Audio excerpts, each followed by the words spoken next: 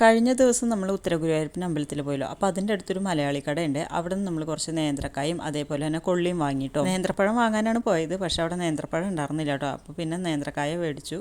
2 ദിവസം കഴിഞ്ഞാൽ പഴുക്കുമല്ലോ, അപ്പോൾ അങ്ങനെ അത് കാരണം അത് മേടിച്ചു കേട്ടോ.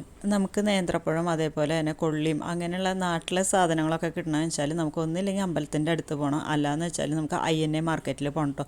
നമ്മുടെ അടുത്തൊന്നും ഇങ്ങനത്തെ മലയാളി കടകളൊന്നും ഇല്ല. അതുകൊണ്ട് തന്നെ നമ്മൾ അമ്പലത്തിലൊക്കെ പോകുമ്പോൾ അവിടെ കയറും കേട്ടോ, മലയാളി കടയിൽ കയറും. പിന്നെ നമ്മൾ മയൂർ വിഹാർ ഫേസ് 1 മുന്നേ താമസിച്ചിരുന്നു.